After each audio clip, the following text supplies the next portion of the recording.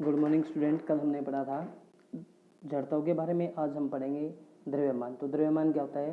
किसी वस्तु में उपस्थित पदार्थ की मात्रा, किसी वस्तु में उपस्थित पदार्थ की मात्रा को क्या बोला जाता है? द्रव्यमान बोला जाता है। हम इंग्लिश में इसको बोलते हैं मास। तो मास क्या होता है? किसी वस्तु में उपस्थित पदार्थ की मात्रा, मैटर जो बोलते हैं, ठीक है। तो पदार्थ की मात्रा, मैटर की जो मात्रा होती है उसको क्या बोला जाता है? द्रव्यमान बोला जाता है। उसको क्या कहेंगे? द्रव्यमान कहेंगे। तो द्रव्यमान को m द्वारा दर्शाया जाता है। द्रव्यमान को किसके द्वारा दर्शाया जाता है? m द्वारा दर्शाया जाता है। इसको किलोग्राम तथा ग्राम में मापा जाता है। इसका जो मापने की इकाई है किलोग्राम तथा ग्राम। तो किलोग्राम आपकी कौन सी हो जाएगी? एसआई यूनिट हो जाएगी, और ग्राम आपकी सीजीएस यूनिट हो जाएगी, सेंटीमीटर ग्राम सेकंड में आप उसको ग्राम लेंगे, और एसआई यूनिट आपकी क्या हो जाएगी? किलोग्राम हो जाएगी। उसके बाद जड़त्व तथा द्रव्यमान में अंतर। जड़त्व और द्रव्यमान में क्या अंतर है? जड़त्व क्या होता है? जड़त्व वस्तु जो होते हैं, जो जड़त्व है, जड़त्व वस्तु की प्रवृत्ति या क्या होता है? गुण होता है, प्रवृत्ति या गुण होता है। परंतु जो द्रव्यमान होता है वो द्रव्यमान वस्तु में उपस्थित पदार्थ की मात्रा होती है। तो जो आपका जड़त्व है, जड़त्व को द्रव्यमान की सहायता से, जड़त्व को द्रव्यमान से ही मापा जाता है, द्रव्यमान की सहायता से ही मापा जाता है। परंतु जो आपका क्या है? द्रव्यमान है, द्रव्यमान समय से ही मापी जाने वाली ये क्या होती है? राशि होती है। तो ये आपका डिफरेंस था जड़त्व और द्रव्यमान के अंदर। जड़त्व क्या होता है और द्रव्यमान क्या होता है, इसके बारे में आपने पढ़ा था। तो उसके बाद क्या है? गति का, न्यूटन की गति का पहला नियम हम कल कर चुके हैं, आज करेंगे दूसरा नियम। तो गति का दूसरा नियम, न्यूटन की गति का दूसरा नियम क्या कहता है? तो गति के दूसरे नियम के अनुसार किसी वस्तु में उत्पन्न त्वरण, त्वरण क्या होता है? जो आपका वेग में आए परिवर्तन की दर को क्या बोला जाता है? त्वरण बोला जाता है। तो त्वरण इस पर लगाए गए बल पर क्या करता है? निर्भर करता है। तो इसका जो गणितीय फॉर्मूला होता है F = m में होता है। तो इससे पहले हम क्या पढ़ेंगे? इससे पहले इसको फॉर्मूले को ड्राइव करने से पहले, इसको मैथमेटिकल रिप्रेजेंटेशन से पहले हम इसके थोड़ा सा एक संवेग होता है जिसको बोलते हैं मोमेंटम। तो क्या होता है संवेग? किसी वस्तु का जो किसी वस्तु का द्रव्यमान होता है तथा वेग, वस्तु का द्रव्यमान और वेग का गुणनफल, उसको क्या बोला जाता है? संवेग। संवेग को इंग्लिश में बोलते हैं लीनियर मोमेंटम, लीनियर मोमेंटम। तो जो लीनियर मोमेंटम इसको p द्वारा दर्शाया जाता है, जिसको बोला जाता है संवेग, इसको p द्वारा दर्शाया जाता है। यह एक सदिश राशि, सदिश का हम बार बार जिक्र करते हैं कि सदिश राशि क्या होती है? एक ऐसी राशि, दो ही राशि होती है हमारे पास, या तो सदिश या फिर अदिश। तो अदिश का मतलब जिसमें दिशा नहीं होती, परिमाण होता है। परंतु एक ऐसी राशि जिसमें दिशा और परिमाण दोनों होते हैं, वो हमारी कौन सी राशि होती है?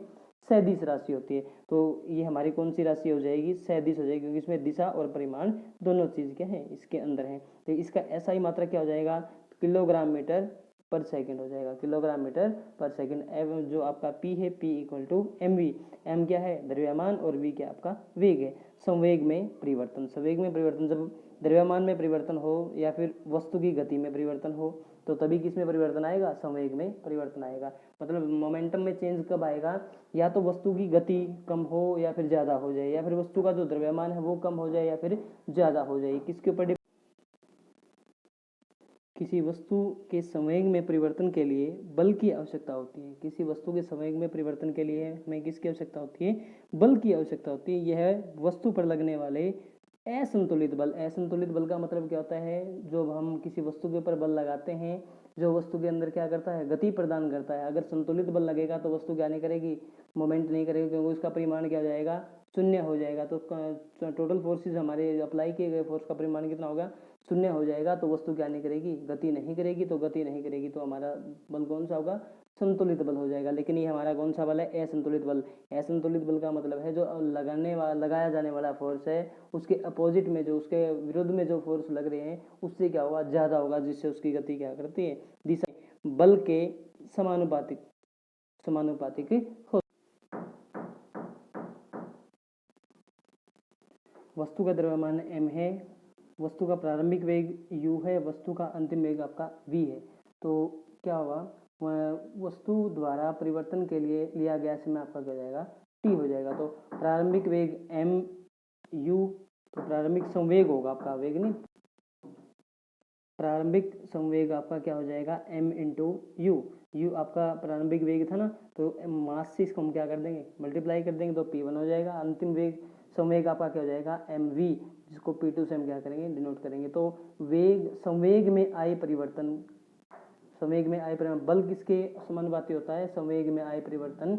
तो संवेग में आय परिवर्तन P2 माइनस P1, तो यहाँ से यहाँ तक लिया गया समय आपका क्या हो जाएगा T, तो F आपका डायरेक्टली प्रोपोर्शनल हो जाएगा, समानुपाती हो जाएगा P2 minus P1 by T। अब P2 की वैल्यू क्या है हमारे पास mv माइनस P1 की वैल्यू है हमारे पास mu, तो यहाँ से m दोनों का मास सेम है तो हम m क्या कर लेंगे, कॉमन ले लेंगे, तो F डायरेक्टली प्रोपोर्शनल हो जाएगा आपका m, यहाँ से कॉमन है v minus you by T.